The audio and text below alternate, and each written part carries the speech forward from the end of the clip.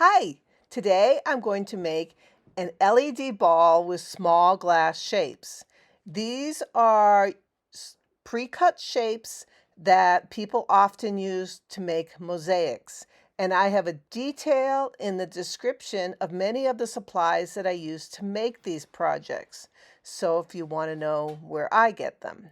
So these are the round circle glasses. They're flat, they're thin, and they're about the thickness of regular stained glass, maybe a little bit thinner, but they're all nicely circled and flat, all ready for you to work on your projects. So I got a variety of colors, and right now I'm going to be foiling some of the dark colors, and this happens to be blue. I used only red ones in this project, but when I'm foiling darker colors, I will use foil that's already cut the width that you'd want, which would be 3 millimeters wide. Sometimes I do cut it myself, but for this, you can buy the foil that's copper color. You can buy it pretty easily as a 3 millimeter wide foil. So that's what I use. It doesn't really matter what color you're going to use for your project when you're done. Like if you're going to patina it like black or copper, it's okay to be that copper color on the inside if it's a dark glass, because you're not going to really see the color.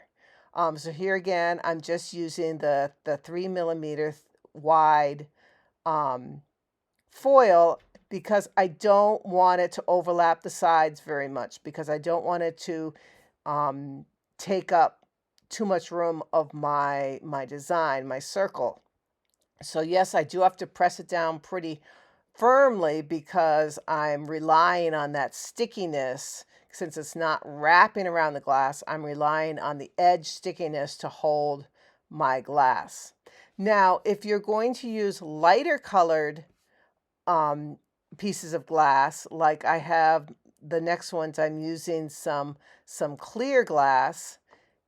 I would use black backed foil, and this is 7/32 inch. Yes, you can still buy black backed in the 3 millimeter. It just, when I've looked it up, it was pretty expensive. So I take it and cut it with just a regular pair of scissors, go right down the middle, and it gives you about the right width that I want for this particular project. And I do have a YouTube video talking about foiling small objects if you want to look at it, because I do cut it in different widths for different projects. But because I am using a clear circle, you see, that I'm foiling right now, I want to use a black backed foil, even if it's going to be copper colored when it's done or black when it's done, because I want to have that darker color in the inside of the glass. This way, especially if I'm going to foil up a bunch of glass to just have in my supply of glass, I know that, well, all these clear pieces can be used for anything. Now I have my silicone ball that people often use silicone balls to fill with resin for resin projects. But what I'm going to do is I'm going to be working on the outside of the silicone ball. So I filled the silicone ball with just polyurethane, fluffy stuff that you'd use for stuffing for like toys or something. And so I filled it really pretty firmly with stuffing. And then I took a piece of plastic bag and shoved it in the top so that I don't get the stuffing wet and fluxy. So that I made a mistake the first time and I didn't cover it with something, and I had to throw away some of the fluff at the top because it was all kind of yargy. Now I have a metal ring that I bought, and I put that around the top, just about the right size for the opening. The reason why there's an opening at the top of this is, well, besides I want to be able to get rid of the silicone ball and the fluff eventually, but I also want to fill it with LED lights, so I want it to be hollow. So right now I'm taking some of my red foiled balls and I'm trying to put them evenly around the top. Now this is always, a gamble. You don't really know if you're going to end up with an even amount of circles or if you're going to, end up with a big gap. So I tried to, at the beginning, I tried to put them symmetrically, in every quarter, and then I was going to just fill in between, but then that didn't really work out very well. So now I'm just filling in from one side, figuring I will fudge it when I get to the end. You might notice that I'm wearing silicone finger glove cots over my fingers, and that's working very nicely because I can actually hold the product with my fingers as I'm working, and it's not going to get too hot. So that was a really great find that I started doing that. So now I'm getting toward the end of this first run of circles. And it's nice that they're staying on the silicone ball pretty good. They're not like slipping off, even though they're not like stuck on it, because that's the great thing about silicone is that the solder won't stick to it. So now I'm at the end and I just got to kind of fudge. So I'm actually loosening a few of them and moving them over a little bit and trying to get it so that they fill the gap and it still looks pretty symmetrical. So that, yeah, as I said, this is kind of a gamble because, you don't know if you're going to end up with a huge gap. So I'm kind of moving them over at times and sliding them a little bit, but luckily, they're just soldered on. So you can look around and see, well, there's a little bit bigger gap there, and I can afford to move them over, or I could have moved them all over just a tad to fill in the gap. One of the things about using a silicone ball is they're kind of slippery. The thing likes to roll around, go figure. So that's, sometimes I tried to balance it on top of a glass jar or a circle of some type to try to keep it balanced. As you see, I'm using globs of solder that are on my work table, and sometimes I'm using brand new solder from the solder spool of solder. So I kind of go back and forth depending on what I'm working on. And of course use flux. Now I'm using gel flux. I like to use gel flux because it doesn't just run off your project like a liquid flux would do, but it's easy to paint on, so it's pretty easy to use. Now you notice I have some push pins that are stabbed into the silicone itself, which is really nice. One reason I'm using silicone is that you can actually stab through it with a pin. And it doesn't really ruin your silicone. It kind of like self-heals when you take the pin out. So that's kind of fun. Now what I have is a bunch of different shapes. As I said, that these are mosaic shapes that you can buy, and I buy the transparent ones or the translucent ones because I want to be able to see through my project when I'm done. So I don't get the opaque ones.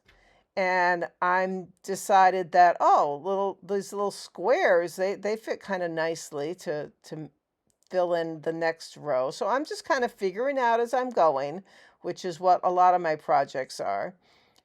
So I'm putting a bunch of row of little squares, and then as you see, I did a row of little clear circles after the row of squares. So I'm just figuring out one thing after another to fill out my ball.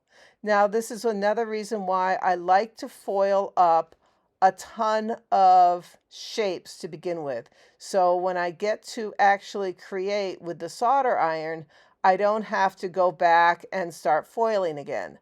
I like to have a little cup of all different shapes already foiled. So as you see, I'm going, oh, these squares work kind of nicely. So I'll just put the squares in as the next row.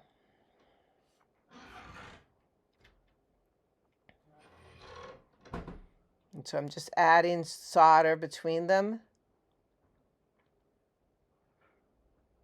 A little bit of flux, a bunch of solder. Now this particular ball is going to be solid. I'm not going to have gaps between them like some of the ones I've done lately, where I have actual holes between the different pieces of glass. This ends up being a solid ball. So if there's a gap that's a little bit bigger than the glass actually filled, then I just fill that up with solder. So these right here are these rhombus, I think they were calling them. These diamond-shaped, light pink shapes that I'm using right now. So I made a whole row of them. Yeah, so the theme of this, because it's a Christmas ball, I decided that this particular one's going to be all in the reds, pinks, and clear color combinations.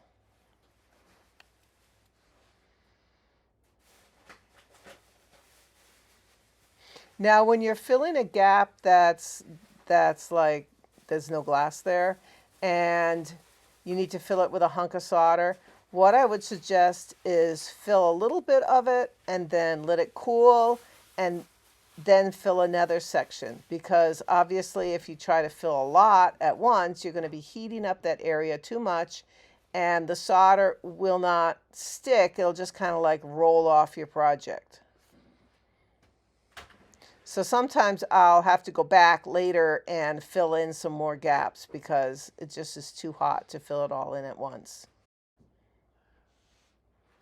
So usually I will do a project and then I will come back and fill any gaps that are left that I may have missed. So obviously I decided that another row of balls would work great. So I decided to use another row of clear ones.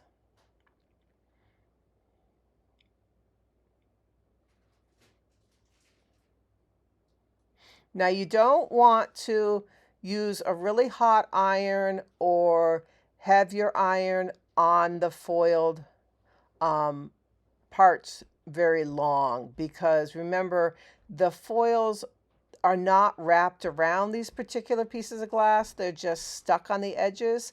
And if you leave your iron on it too long, they will heat up and the little pieces of glass will pop out. And then you'll have to repair it, which is doable, but it's much better to just not have that issue, right?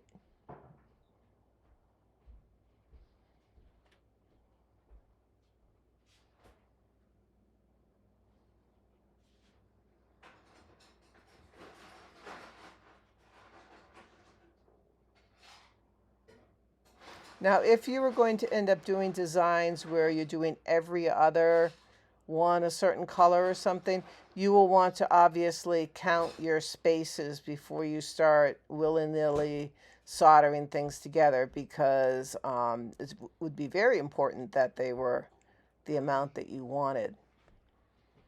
So now I'm using some pink triangles because they fit very nicely, and I put the whole thing on its edge. And then I'm trying to figure out, okay, well, I got to fill this in. What am I going to do? Well, 4 is just too much. So, well, maybe I'll just like put 3. That's fine. Now, obviously, I'm going to have some areas to fill in with solder. So this is when I'm going to have to fill in one area, go over and do another area, go back and do another area, so that the solder is cooled a little bit between each time that I want to add solder. You obviously don't want to use more solder than you need. Besides it being a waste, it also doesn't look all that good, and it gets even heavier. So you want to try to be a little bit sparing, but yeah, it's going to take a lot. Now, if your gap is really big and you want it to be full of solder, I would suggest cleaning that area and sticking a piece of foil there and then solder over the foil, because then you're not using just tons of solder. But for this area, they really weren't that big.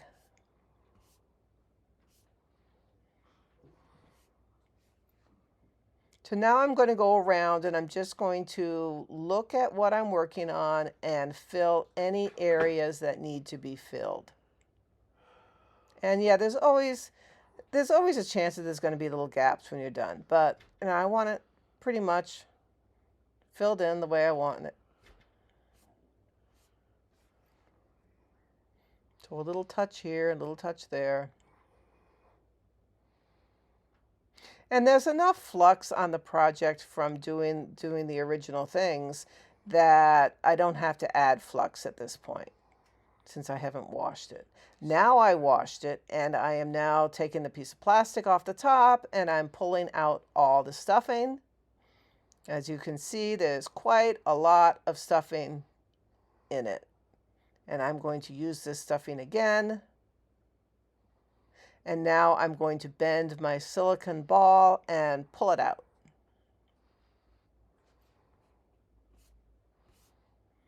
So there you have it. It's a hollow ball and it's quite nice looking. I'm going to have to clean it because the inside will have flux residue on it, and I want it to be nice and clean and shiny. And right now I bent some wire, some 14 gauge wire, into kind of a weird little loopy thing with 3 little eyelets on the top so that I have something to attach my rings to so that I can hang it. After I do this, I get some LED lights and fill the cavity up with LED lights, little fairy lights. That's a great size to use. And then I'm all set to decorate my house for the holidays. Thank you for watching.